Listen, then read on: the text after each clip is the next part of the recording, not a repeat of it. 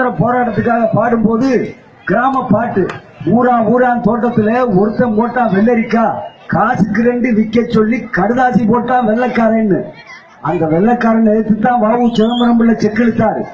வரை கொடுக்க மாட்டேன் அப்படின்னு சொல்லி கட்டபொம்மை தூக்கு கையில முத்தமிட்டான்.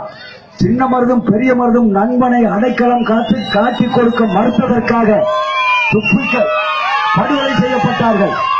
அவன் சின்ன மருதும் பெரிய மருதும் ஊமத்துறையை பிடிச்சு ஒப்படைச்சிருந்தா மன்னனா இருந்திருப்பான்.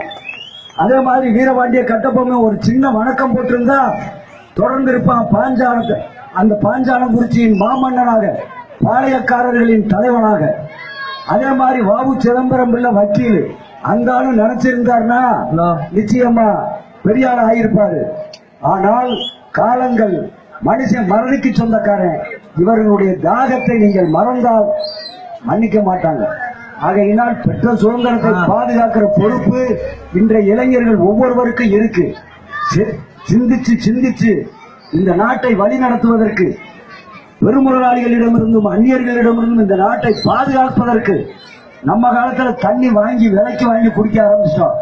நம்ம பிள்ளை காலத்துல பேரங்காலத்துல என்ன நடக்கும் சொல்ல முடியாது. நம்ம முன்னோர்கள் ஒருபோதும் நினைச்சிருப்பாங்க மாட்டாங்க நரசிங்கத்துல தண்ணி காசுக்கு வாங்கி குடிப்போம்னு. ஆனா இன்னைக்கு காசுக்கு தண்ணி வாங்கி குடிச்சுக்கிட்டு இருக்கிறோம்.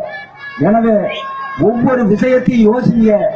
இது காளையை அழிப்பதல்ல, காளையை அழிப்பதால் நம் கலாச்சாரத்தை, பண்பாட்டை, வீரத்தை அழிப்பதாக வரலாறு. இதை ஒருபோதும் நீங்கள் அனுமதிக்க கூடாது. வீர்குண்டலிருந்து வீதியில் இறங்கி போராட வேண்டும் என்று சொல்லி வாய்ப்பு தந்த உங்களை, பொறுமை காத்த உங்களை வணங்கி விடைபெறுகிறேன். நன்றி, வணக்கம்.